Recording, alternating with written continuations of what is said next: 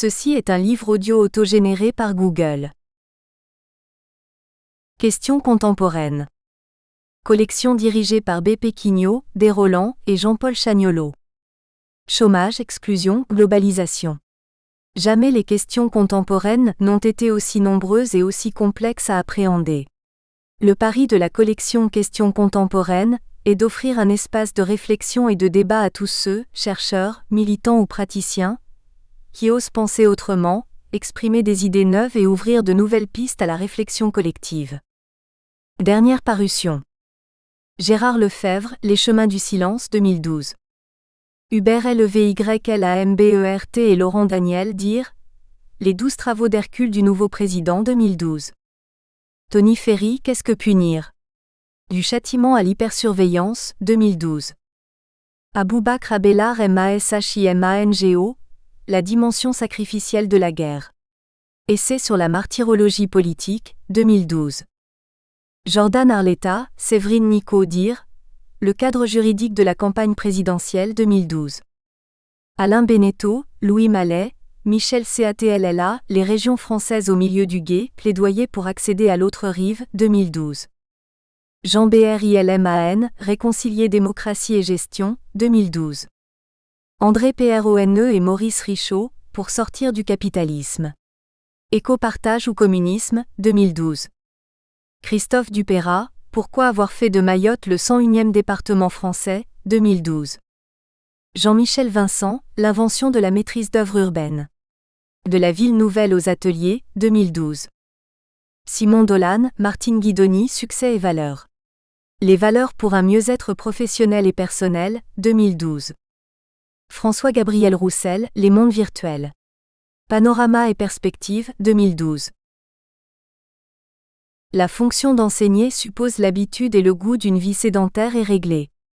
Elle exige dans le caractère de la douceur et de la fermeté, de la patience et du zèle, de la bonhomie et une sorte de dignité. Elle demande dans l'esprit de la justesse et de la finesse, de la souplesse et de la méthode. Enfin, l'art d'instruire ne s'acquiert que par l'usage, ne se perfectionne que par l'expérience, et les premières années d'un enseignement sont toujours inférieures à celles qui les suivent. C'est donc une profession qui demande qu'un homme y dévoue sa vie entière ou une grande portion de sa vie. Condorcet, De l'instruction commune pour les enfants. Introduction, un métier en perte de référence. Il existe incontestablement aujourd'hui un malaise enseignant, latent ou manifeste à chaque discussion que l'on peut avoir avec eux, qui s'avère à l'évidence durablement installé dans l'état d'esprit d'une profession comme dans la perception de son identité. Et ce malaise est d'autant plus fort qu'il semble indépendant des aléas politiques ou des réformes proposées. Cette humeur constante, d'une opposition au changement sur fond d'inquiétude, que certains dénoncent trop promptement comme l'effet d'une inertie corporatiste, est plus fondamentalement l'expression généralisée et diffuse d'une souffrance dont les causes sont nécessairement complexes. Car au-delà du préjugé dominant, il convient d'abord de constater que l'immobilité dénoncée du mammouth n'est qu'un point de vue partial qui résonne en écho d'une démagogie simpliste, sans véritable souci d'exactitude. En toute objectivité, aucune autre administration que celle de l'éducation nationale ne connaît en effet un tel rythme de réforme, tant il est vrai que chaque ministre souhaite marquer de son empreinte un passage éphémère dans une institution au magistère réputé difficile. Fait notable, ce malaise ne s'exprime pas principalement sous la forme de mouvements sociaux d'envergure ou d'actions expressives et revendicatrices. À la fois plus profond et informel, il signe d'une apathie sensible l'ambiance générale d'un milieu professionnel en perte globale de repères. Car c'est bien d'une crise qu'il s'agit, non pas simple réaction ponctuelle et objectivement incarnée, à telle ou telle circonstance sociale ou politique, mais véritablement recherche de sens pour un exercice éducatif qui ne trouve plus d'ancrage culturel ni de relais d'autorité partagée. Le problème est donc de fond. Il est celui d'une identité désormais incertaine pour un métier qui s'avère confronté dans son exercice à une crise culturelle majeure. Nous vivons en effet avec une certaine insouciance un changement de civilisation, marqué par la disparition irréversible et accélérée de l'ancienne référence au savoir, et par la mise en commun de valeurs universelles. L'idée désormais acquise que la morale est affaire de point de vue, que la liberté du jugement personnel prime sur le partage de principes indiscutés, se conjugue avec la globalisation d'une information mondialisée et exhaustive, techniquement accessible, qui semble avoir relégué la question des savoirs, distincte de celle des informations, dans les marges d'une réalité culturelle dominée par le divertissement.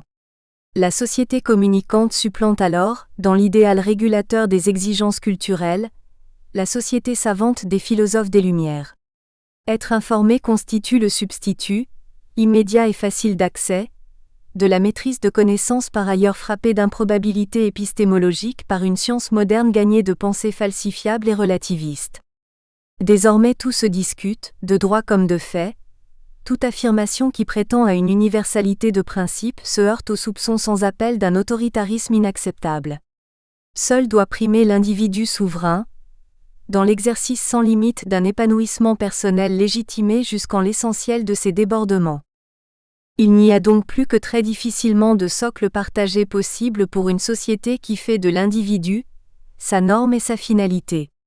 Un progrès, majeur et inédit pour la liberté, développe ainsi des risques aux conséquences indéterminées pour l'édification d'un vivre ensemble communautaire.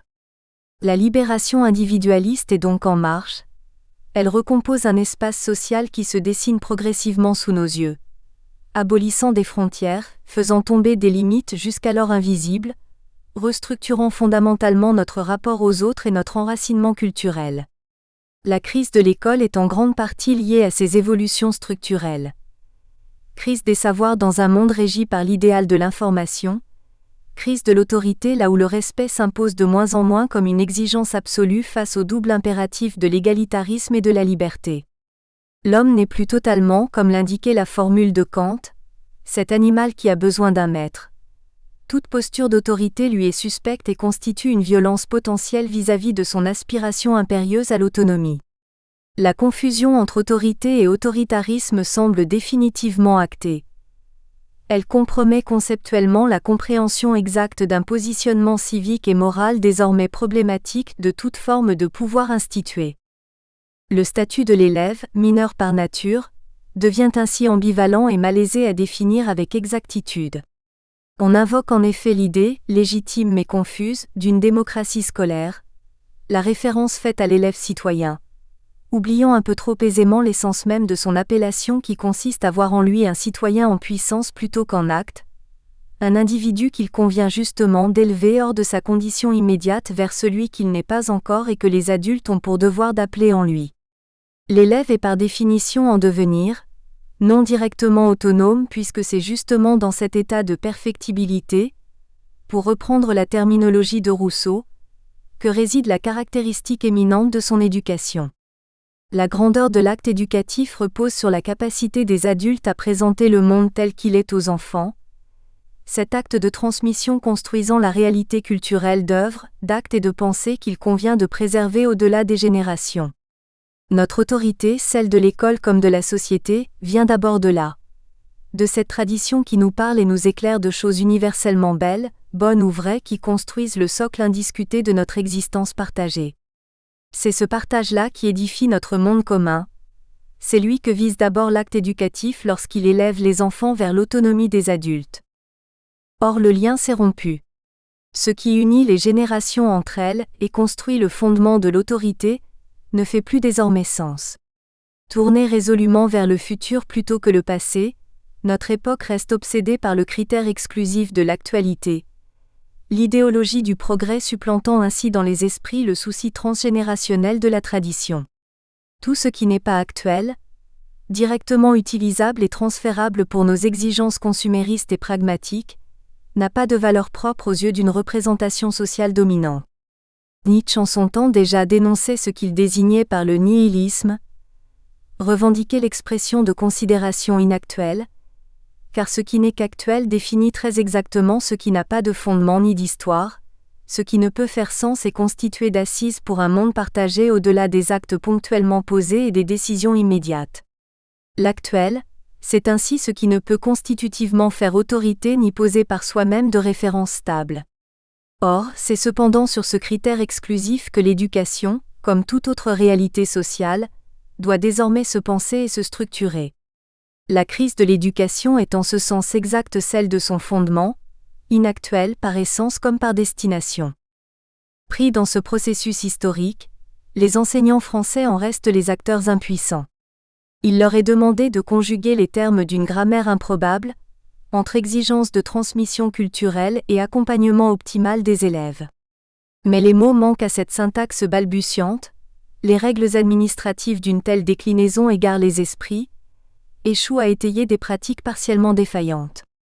Les résultats éducatifs de la France aux tests d'évaluation internationaux ne cessent d'entériner depuis 2003 un échec qui s'installe. Les élèves français sont tout juste moyens au regard des pays de l'OCDE, le système éducatif est l'un des plus inégalitaires au monde, et l'évolution de ces dernières années confirme une régression sur ces deux sujets essentiels que sont l'équité scolaire et la performance. Le constat s'impose donc avec force, l'école française va mal. Au-delà de cette crise globale de l'éducation, les enseignants de notre institution scolaire sont davantage que d'autres confrontés à un échec que la succession des réformes ne parvient pas à conjurer. Ce travail d'analyse part alors d'un postulat explicatif central. Indépendamment de la ligne idéologique imposée par des méthodes pédagogiques, qui prétendent partir de l'élève et de son épanouissement, pour atteindre des savoirs de plus en plus évanescents, c'est le positionnement fonctionnel des enseignants, et la manière dont il s'inscrit globalement au sein des établissements qui mérite d'être interrogé. Lié à un face-à-face pédagogique par nature trop réducteur qui circonscrit exclusivement le champ de leur travail prescrit, le malaise enseignant tient à cette délimitation statutaire restreinte de personnels qui sont par ailleurs des cadres du système éducatif. Ignorés en tant que tels dans leurs compétences comme dans leur identité professionnelle. Enfermés dans un statut vieux de plus d'un demi-siècle qui ne tient pas compte de nombre de missions qu'ils accomplissent concrètement, notre hypothèse est que les enjeux pédagogiques dont ils sont porteurs trouveraient un meilleur accompagnement à travers un élargissement de leurs tâches et de leur positionnement. Authentiques personnels d'encadrement, ils doivent pouvoir prendre une place légitime au sein des établissements dans l'exercice pleinement reconnu de cette fonction. Pilotes pédagogiques, ils doivent également assumer des missions administratives en lien direct avec les objectifs de réussite scolaire des élèves. C'est donc bien cet enclavement pédagogique des enseignants qui semble aujourd'hui être l'une des causes fondamentales du malaise. Attachés à une délimitation fonctionnelle qui les enferme, isolés dans l'exercice de pratiques professionnelles par nature individuelle, l'enjeu est bien celui d'une ouverture de leur métier à de nouvelles perspectives d'évolution comme de reconnaissance statutaire. En leur donnant davantage de mobilité fonctionnelle, on accroît ainsi considérablement la motivation potentielle d'un métier plus ouvert au changement et aux parcours professionnels multiples, tout en développant une efficacité organisationnelle inédite dans la gestion des EPLE. Pilote pédagogique, l'enseignant dépasserait ainsi dans ses missions la stricte pratique d'une pédagogie disciplinaire, s'impliquerait dans un suivi plus global des élèves auquel serait associée une authentique reconnaissance statutaire. L'opposition, entretenue par le système éducatif entre les champs de l'administratif et du pédagogique, serait ainsi dépassée au profit d'une fluidité fonctionnelle garante d'efficacité comme d'adaptabilité des démarches aux contextes locaux. Véritable ligne de faille idéologique, cette opposition entre l'ordre administratif et pédagogique constitue bien l'obstacle fondamental à la gestion actuelle de l'école. Comment construire l'unité d'une démarche authentiquement finalisée dans ses objectifs et ses résultats, tout en étant capable d'adaptation aux besoins spécifiques des élèves? Concilier la nécessaire centralisation des programmes et les exigences d'autonomie locale, articuler au plus près des pratiques les logiques d'une saine administration des dispositifs et leur libre application par les enseignants. Tels sont les deux aspects d'une même nécessité qui interrogent fondamentalement la gestion du système éducatif. Une question centrale s'impose donc, celle de l'articulation entre d'une part le métier d'enseignant qui se trouve confronté à une crise sociale et culturelle sans précédent, et d'autre part un pilotage pédagogique des établissements scolaires soumis à d'inconciliables tensions liées à un contexte administratif complexe. Le système n'a en effet, sur ce second point, jamais accompli de manière complète et efficace la réforme de la décentralisation-déconcentration, en laissant inachevé sur de nombreux aspects ce niveau terminal du processus administratif que sont les EPLE. La volonté d'une décentralisation du service public éducatif, nécessitée par les exigences d'adaptation locale des pratiques, n'a jusqu'à présent pas été concilié avec l'impératif républicain d'une unité du système scolaire et des apprentissages. L'articulation impérieuse de ces deux obligations constitue le véritable défi de l'école de demain, qui ne peut pas davantage renoncer à son caractère national que refuser d'ouvrir ses dispositifs aux complexités croissantes du terrain. La réponse à ces tensions ne peut être que celle de l'ingénierie pédagogique locale et de l'autonomie accrue des établissements.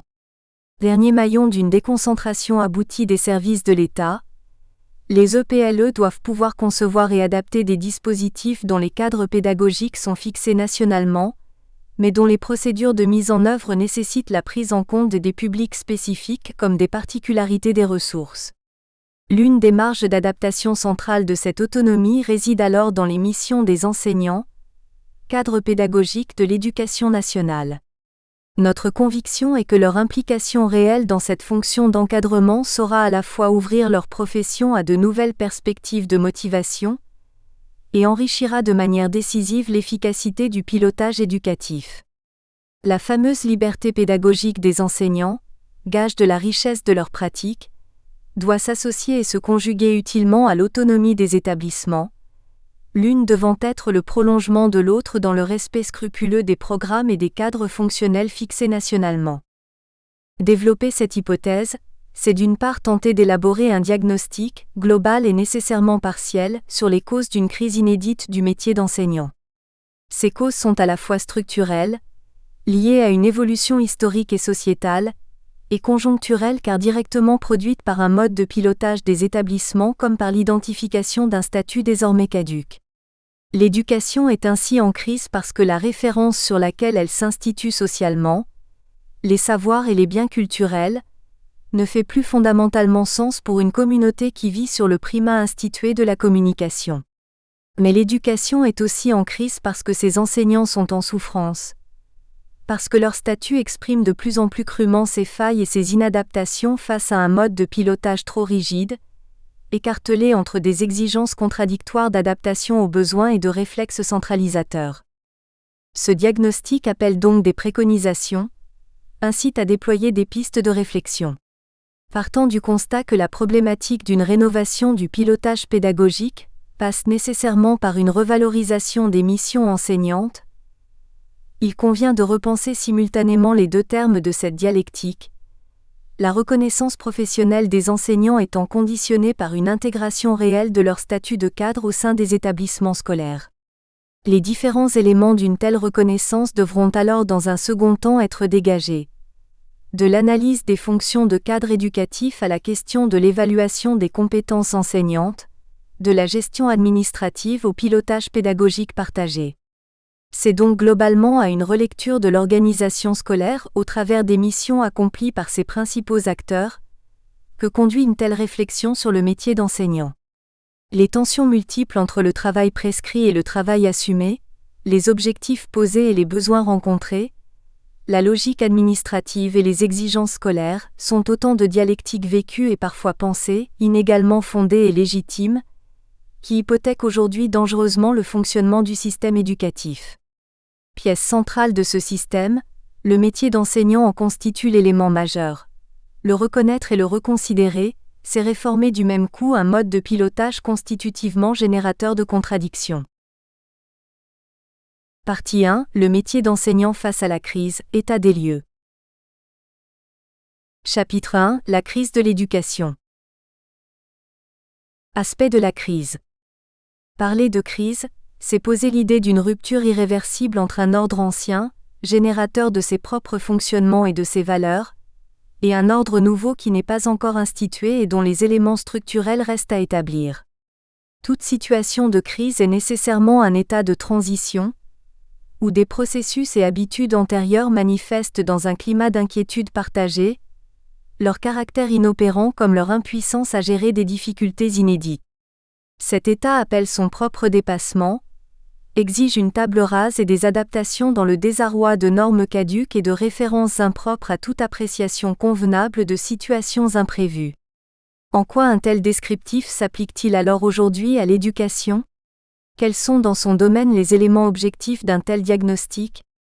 Poser cette question, c'est être confronté à une évidence, celle d'une inadaptation patente du système éducatif français aux exigences et aux réalités d'une société mondialisée, ouverte à des impératifs de changement et de profonds renouveaux culturels. Comprendre alors les raisons et les implications de cette crise, c'est d'abord partir des fondements mêmes de l'acte éducatif. Selon la célèbre formule que l'on doit à Rousseau, l'homme se définit par une caractéristique unique dans le règne naturel qui est celle de sa perfectibilité. En effet, si l'animal est en quelques jours ce qu'il sera toute sa vie, l'homme seul est sujet à devenir imbécile. Cette exigence centrale de l'acte éducatif est d'ailleurs reprise dans l'appellation même de l'élève, celui qu'il convient d'élever vers une condition supérieure, celle de l'homme majeur, à travers la transmission de compétences et de connaissances susceptibles d'étayer son statut d'individu autonome. Il y a ainsi en toute forme d'éducation une rupture faite avec un état ancien, une mise à distance des idéaux et des appétits de l'enfance qui déporte naturellement les jeunes consciences vers les tentations des préjugés et des passions. Pour Bachelard, toute connaissance procède ainsi d'une rupture épistémologique, d'une mise à distance, c'est-à-dire d'une prise de conscience, de l'arbitraire d'idées non valides et de comportements irréfléchis. À la spontanéité du jeu, il convient de préférer l'effort du travail et la médiation de la pensée. Et penser, selon la formule célèbre d'Alain, c'est justement dire non, se déprendre de ses adhésions immédiates à des idées reçues, s'approprier par le détour de sa propre réflexion des connaissances et des savoir-faire qui n'étaient pas initialement les nôtres, accéder ainsi à une maîtrise de compétences nouvelles en sortant de la stérile inertie de l'enfance. Être éduqué, recevoir une éducation, c'est inévitablement faire violence à ses jeux et occupations enfantines depuis un ailleurs qui est le monde des adultes, c'est interrompre ses activités spontanées tournées vers le désir naturel de la répétition de ce que l'on connaît et pense savoir. Les pédagogies dites nouvelles, qui promeuvent inconsidérément les activités ludiques et l'envie spontanée des élèves, se trompent lourdement sur la réalité profonde de l'acte éducatif. Elles ignorent, comme le dit encore Alain, la violence des passions. Tout porte donc à croire que nous avons oublié aujourd'hui jusqu'à la nature même de l'acte éducatif qui s'articule autour de deux objectifs majeurs et d'égale importance. La transmission d'une culture et l'adaptation de l'élève au monde qui l'attend afin qu'il y trouve sa place. Éduquer, c'est d'abord présenter à l'élève le monde des hommes, celui de ses devanciers, tel qu'il est dans la grandeur de ce qui mérite d'être préservé. Il y a des choses, biens, œuvres ou actions, produites par les hommes qui sont fragiles par essence puisque posées artificiellement par l'histoire et la culture, mais qui doivent être protégées et se reproduire indéfiniment dans les esprits des nouveaux venus comme dans leur comportement. Cette réalité-là définit en propre notre humanité. Elle est la marque de la situation non naturelle de l'espèce humaine qui déploie son existence au sein d'un monde fait par lui et reçu de ses ancêtres. Toutes les choses belles, bonnes et vraies dont l'humanité a su se doter sont là, disponibles et offertes aux nouvelles générations qui peuvent à la fois profiter de ces bienfaits et satisfaire à l'exigence de les préserver comme leur trésor le plus cher. Ce qu'on appelle littéralement une tradition, signifie essentiellement la vérité de toute culture. Et l'éducation sert d'abord cet impératif culturel, celui qui consiste à présenter un monde spécifique, façonné par l'histoire d'une civilisation, à ceux qui s'y inscrivent et y introduisent leurs nouveautés. Pour Arendt, il s'agit alors de protéger ce monde déjà là, vieux par provenance comme par essence, des risques de la destruction et de l'oubli. Mais s'il convient de préserver le monde ancien d'une intrusion brutale et continue de nouveautés par le fait de la naissance, il s'agit tout autant de protéger les générations nouvelles des risques du monde et de les préparer aux exigences d'un environnement contraint. Les missions d'insertion professionnelle et d'intégration sociale, par lesquelles les élèves sont préparés à affronter les réalités du monde, sont également constitutives de l'acte éducatif qui permet aux enfants de ne pas subir trop brutalement la violence inhérente à la réalité humaine. Trouver sa place dans la société, y être chez soi, implique une préparation qui consiste à en intégrer les règles exigées et à se construire individuellement en fonction des attentes. Préserver le monde et insérer les hommes sont ainsi les deux missions fondamentales de toute éducation. Elles constituent les deux aspects d'une même relation des nouveaux venus à la réalité qui en sa réciprocité immémoriale trace des principes universels et des impératifs indépassables. Or il s'agit de saisir à quel point aujourd'hui ces deux fondements éducatifs sont l'un comme l'autre menacés, et d'une certaine manière compromis, par les évolutions sociales et culturelles. Quelque chose comme l'éducation devient désormais un problème. Les exigences de préservation du monde et d'insertion dans le monde se heurtent l'une comme l'autre à de nouveaux impératifs sociaux qui en constituent l'exacte contradiction. La crise de la culture. La thématique de la crise de la culture peut surprendre à une époque qui a incontestablement été marquée par l'avènement d'une certaine généralisation des pratiques et des accès aux œuvres comme au savoir. Comment nier en effet l'indiscutable développement des connaissances et la massification des usages, en un domaine auparavant marqué par l'élitisme et une certaine confidentialité. Ce qu'on appelle culture au sens restreint, les grandes œuvres du passé qui sont inscrites dans le patrimoine partagé d'une conscience sociale et qui restent le socle idéal d'une communauté, est aujourd'hui davantage qu'hier accessible et connu de tous, disponible dans le temps et l'espace à travers les nouvelles technologies et l'extension des modes de communication. Mais cette extension masque en réalité une perte notable de fondement et une certaine éclipse du sens. L'accessibilité des œuvres se double d'une paradoxale occultation de leur compréhension authentique et de leur aptitude à signifier fondamentalement le monde. Qu'on ne s'y trompe pas en effet, c'est le développement même de certaines pratiques culturelles qui a irréversiblement compromis l'assise de toute culture, la référence inconditionnée au passé et à la tradition. La culture moderne et postmoderne se définit en ce sens par un tropisme absolu et caractéristique. Le critère de l'actualité, avec son exigence associée d'inscription dans un processus d'avenir, ainsi que la dévaluation corrélative du passé comme référence. La civilisation, néologisme révolutionnaire que l'on doit à Mirabeau père à l'orée du XIXe siècle, s'est substituée à la culture. Au maintien d'une tradition est désormais préférée l'exigence du renouveau permanent, à la conservation de ce qui a été l'impératif du progrès. Ce rapport à notre temps historique constitue une évolution inédite qui grève la perception collective de ce bien commun que sont les œuvres et savoirs culturels. Leurs critères d'appréciation se déportent en quelque sorte en dehors d'eux-mêmes. Ils ne sont plus en effet considérés pour ce qu'ils sont, comme fondateurs de sens et bases de référence à partager. Mais il s'agit au contraire de les rapporter à un critère désormais central. En quoi cela concerne-t-il notre présent et nous permet-il d'étayer l'anticipation de notre avenir ? Parler de l'actualité d'une œuvre ou de savoir est en soi un point de vue réducteur. Car c'est nier le positionnement inverse qui consiste à penser qu'ils ont eux-mêmes pour vocation de nous convier à travers eux vers l'époque dont ils nous parlent, et la réalité profonde de notre condition universelle. C'est cependant ce point de vue exclusif de l'actualité qui s'est aujourd'hui imposé dans la conscience de tous. Ne fait sens que ce qui s'inscrit dans une dynamique de progrès, ce qui conduit à orienter notre regard et nos actes vers un futur riche de davantage de bienfaits et de maîtrise. Le rapport au temps culturel s'est bien ainsi inversé. Auparavant destiné à convier les hommes à perpétuer une tradition, la culture est désormais un appel au dépassement de soi et à travers le progrès à la négation de ce qui a été. La place des œuvres culturelles dans cette appellation originelle est donc devenue secondaire, reléguée dans l'arrière-fond des accessoires de l'histoire, menacée en permanence d'une caducité qui reste à terme inévitable. Car l'enjeu est désormais de voir et de percevoir dès le présent les promesses d'un avenir qu'il convient d'anticiper.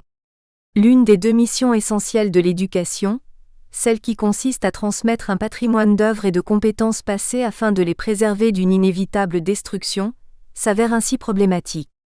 Car le passé en lui-même et pour lui-même ne fait plus sens aujourd'hui, seul compte finalement en lui ce qui reste d'actualité. Son intérêt exclusif se réduit à ce qui le spécifie le moins. Son aptitude à se nier lui-même pour intégrer un présent éphémère, ses similitudes authentiques ou anecdotiques avec un temps qui n'est pas le sien. C'est alors le statut même de la culture qui se trouve ainsi atteint en son essence profonde. Le lien social qui réunit les hommes en une communauté de représentation ne passe plus par la mise en commun d'un passé identiquement investi, mais par l'appréciation d'un présent pensé comme provisoire et à dépasser. Une société qui ne se définit plus principalement par la référence à une tradition est inévitablement fragile dans ses assises, son équilibre est le produit précaire d'une course en avant assurée par la seule vitesse de déplacement. Tout arrêt signifie une chute, et la marche arrière est proscrite. Mais indépendamment du fond, c'est dans sa forme même que la culture se trouve menacée. car l'éducation est à ce titre en situation de concurrence matérielle, en tant que mode de transmission, avec les nouveaux processus de communication. Il s'agit tout d'abord de rappeler une évidence: éduquer ce n'est pas informer, former n'est pas communiquer des savoirs. Pourtant, qui peut contester que le développement des nouveaux réseaux de communication et l'explosion des technologies Internet ont eu une influence majeure sur les modes de transmission pédagogique? On en souligne abondamment les bénéfices évidents: accès rapide et direct à une quantité illimitée d'informations et de ressources mondialisées, abolition de l'espace et du temps de la communication, égalisation des conditions éducatives liées à la situation géographique des élèves et des établissements. Les progrès sont ici manifestes, et nul ne peut raisonnablement nier les bénéfices considérables d'Internet sur l'acquisition potentielle des compétences scolaires. Pour autant, ces progrès visibles et réels masquent un préjudice profond et irréversible, qui atteint les fondements mêmes de tout acte éducatif. C'est la confusion désormais entretenue entre formation et information. Se former, acquérir de nouveaux savoirs, développer ses capacités, c'est inévitablement passer par une étape, quel que soit son moment dans le processus d'assimilation de compétences, d'efforts individuels et d'appropriation introspective. Il ne peut y avoir d'apprentissage sans cette dimension, personnelle et laborieuse, par laquelle un objet nouveau est intériorisé et incorporé à des schémas cognitifs spécifiques autant qu'individuels. La véritable assimilation d'un apprentissage se fait par la mobilisation de toutes ses facultés, mémoire, réflexion, analyse. Toujours coûteuse en temps et en fatigue, en tension nerveuse et en attention intellectuelle. Parce qu'il s'agit de faire sien ce qui ne l'est pas originellement, de comprendre et d'intérioriser ce qui nous est a priori extérieur et inconnu. Apprendre consiste à payer de ses efforts personnels le produit d'une acquisition qui n'est en aucun cas un donné, mais un processus construit. Mais avec la facilité technique qu'elle autorise, la formidable puissance d'exploration qu'elle rend possible, la communication Internet rend en apparence superfétatoire cette dimension de l'effort personnel. À quoi bon finalement approfondir, par des lectures poussées ou des recherches fouillées, ces connaissances lorsqu'un simple surf sur le web permet de mobiliser références et savoirs? Le copier-coller est désormais un mode de vie, un comportement banal face à une connaissance universellement et immédiatement mobilisable en un instant. Nul besoin d'être expert en son domaine, puisque tout un chacun peut à volonté accéder à tout type d'information. Il suffit par exemple que je connaisse et découvre mon symptôme pour m'improviser, via une recherche rapide sur le web, comme mon propre médecin et pharmacien. Peu importe, finalement, que les choses soient nécessairement plus complexes et que la médecine soit en l'occurrence une science aux arcanes peu accessibles directement, les apparences de l'information valent pour la réalité des savoirs.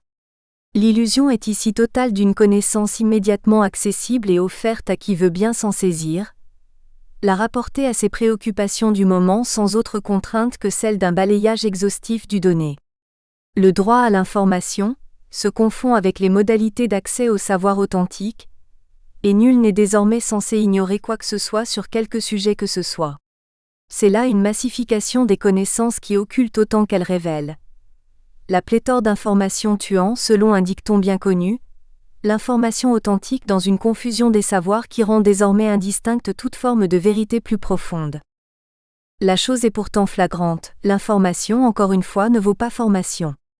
La prise en compte directe de certains éléments contextuels ou théoriques à laquelle manquerait toute l'amplitude intellectuelle d'une acquisition authentique, ne peut en aucune manière remplacer un savoir véritable. Et chacun en est d'ailleurs plus ou moins convaincu. Pour autant, la tentation reste trop forte de se dispenser d'une acquisition pénible au nom de cette accessibilité facile de toute connaissance. Le savoir encyclopédique, vieux rêve de la philosophie, est désormais une réalité démocratiquement accessible à tous et sans fatigue. Nul élève d'ailleurs n'y résiste. Et nombre d'enseignants ont définitivement renoncé à demander à leurs élèves de rédiger des dissertations maison, tant les usages d'Internet biaisent et invalident toute possibilité d'évaluer de tels travaux, et la part authentiquement prise par la réflexion personnelle. Si Internet fait progresser l'accès à l'information, il fait parallèlement et proportionnellement reculer l'investissement proprement personnel de l'élève dans la conduite d'une réflexion qu'il produirait lui-même. Lorsqu'il était nécessaire de lire de manière relativement approfondie une référence utilisée pour en extraire avec pertinence des éléments conceptuels, le travail de l'élève était formateur. Le survol rendu techniquement possible par le web invalide rend caduque et pour le moins inutile ce genre de démarche, chronophage et inefficace. Désormais l'accès au savoir doit être à la fois ludique et rapide, là où la réflexion prolongée suscite inversement l'ennui. Hérésie pédagogique d'une conception qui se veut nouvelle des apprentissages et qui calque sans même s'en rendre compte ces démarches sur les habitudes les plus sclérosantes de la consommation de masse. Le zapping est désormais un mode de vie, un modèle universalisé de communication auquel l'éducation elle-même doit se soumettre. Que là ne soit pas son essence et que l'on condamne par là même la possibilité antérieurement conçue d'une acquisition authentiquement construite du sujet, ne frappe visiblement pas suffisamment une époque trop convaincue de la vertu inconditionnée du progrès. Nul ne peut mesurer aujourd'hui les conséquences à venir de cette révolution éducative, qui se fait sans volonté politique et ne concerne aucun choix citoyen. Cet état de fait auquel nous confronte une avancée technologique majeure impactera inévitablement les performances individuelles et la nature profonde des acquisitions éducatives. Le sens d'un effort personnel élaboré dans le recueillement, à travers la confrontation attentive avec l'autorité, a fait place à une toute autre démarche d'apprentissage, fondée sur le travail collectif, dans l'action plutôt que la contemplation, agie et non reçue, avec un souci amoindri de transmission culturelle. La faillite sociale de l'école. Mais si l'éducation se trouve aujourd'hui menacée dans sa finalité la plus originelle, celle de la transmission culturelle, son autre mission fait tout autant problème. Car il est désormais acquis que l'une des questions majeures des sociétés du XXIe siècle, celle de l'emploi et plus globalement de l'intégration sociale, entre en interaction profonde avec la situation de l'école. Si l'éducation doit inscrire les enfants dans le monde qui est le leur, les préserver de ses risques et les exposer à ses exigences, force est de constater que cette mission sociale et économique est tout autant en crise que la mission proprement culturelle. Le sujet, relativement nouveau, d'une adaptation de la formation scolaire aux besoins des entreprises et de l'emploi pèse par ses échecs constatés. Car comment l'école pourrait-elle construire les compétences sociales de ses élèves lorsque les acteurs économiques sont eux-mêmes incapables de les définir ? Comment, plus fondamentalement, former à des compétences évolutives dans un monde du travail incertain où la précarisation est désormais la règle et la flexibilité une exigence. Et le sujet plus ancien, d'une édification du socle républicain par l'école ne vient pas racheter cette première difficulté. La mise en commun des valeurs et le partage de compétences universelles, fondatrices du pacte social et de la citoyenneté, sont aujourd'hui en crise. Et c'est bien l'école qui, principalement mais non exclusivement, en est la cause première. Que ce soit par l'objectif de la professionnalisation ou par celui de la citoyenneté, l'élève ne trouve pas dans l'éducation scolaire les bases suffisantes et nécessaires à sa future intégration sociale. La première explication de cet échec tient à la nature même de la réalité économique.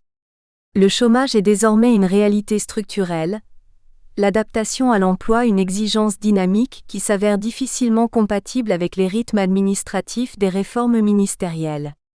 Des formations obsolètes perdurent sans autre fondement que des considérations de ressources humaines, propres à l'éducation nationale. D'autres, plus actuelles comme celles du commerce et du tertiaire, sont excessivement investies par des cohortes d'élèves dont les effectifs pléthoriques nourrissent ensuite les statistiques du chômage. D'autres enfin, souffrant d'un déficit d'image alors qu'elles offrent d'authentiques débouchés, comme nombre de filières industrielles ou de l'artisanat, soudeurs, chaudronniers, sont désertées alors même qu'elles sont déficitaires en main-d'œuvre auprès des entreprises. Chiffre révélateur de cet état de fait, 30% des besoins d'emploi en intérim n'ont pu être satisfaits en France sur l'année 2011, faute de qualifications professionnelles adaptées à la demande. C'est là le paradoxe d'une situation de crise économique majeure avec un chômage très élevé, mais qui manifeste encore dans un tel contexte une pénurie de main-d'œuvre qualifiée. Problème d'image donc, mais aussi et profondément de coordination entre les services de l'État et le monde de l'emploi. Jamais le système éducatif n'a autant montré son incapacité d'adaptation à une réalité économique en attente de formation qualifiée. Les pays qui, comme l'Allemagne, ont à l'inverse su réhabiliter les formations professionnelles en les valorisant authentiquement dans les parcours scolaires, trouvent du même coup dans leur offre éducative un véritable levier de lutte contre le chômage, là où incontestablement le système scolaire français a un effet renforçateur en offrant à de trop nombreux élèves la possibilité d'accomplir des réussites scolaires qui débouchent structurellement sur des échecs d'intégration économique. C'est sans doute la plus grave faute qu'un système éducatif puisse perpétrer. Tromper les élèves par l'illusion de débouchés inexistants est connu comme tel par tous les responsables informés à minima sur la situation de l'emploi. Véritable scandale éducatif autant que politique, la logique du corporatisme et une certaine inertie dans la gestion des ressources humaines s'imposent aujourd'hui encore trop souvent sur celle de l'accompagnement sérieux d'une jeunesse abusée. Là où des reconversions s'imposeraient, on préfère maintenir des formations plutôt que de revoir régulièrement leur pertinence économique. La faille la plus manifeste du système est bien là, ses marges de progrès attendues le sont également, dans la capacité d'adaptation permanente de l'offre éducative aux besoins réels de la société et de l'emploi. La mission d'intégration économique des élèves et d'adaptation de leur parcours scolaire aux besoins du monde professionnel s'avère donc difficilement tenable dans un contexte de précarisation et d'incertitude. Mais la mission plus globale d'intégration sociale et de constitution du socle républicain par l'école montre également ses limites. Il ne s'agit pas à cet égard de se montrer simpliste. L'école ne peut à elle seule et sur ses uniques fondements endosser toute la responsabilité d'une tâche aussi considérable que celle de préparer les enfants à l'exigence du vivre ensemble et au partage de valeurs communes. Elle n'en reste pas moins cependant le principal contributeur institutionnel de cette fin essentielle à l'ordre politique. Et force est de reconnaître. Nous espérons que vous avez apprécié cet aperçu. Pour continuer à écouter ce livre audio sur Google Play Livres, utilisez le lien dans la description de la vidéo.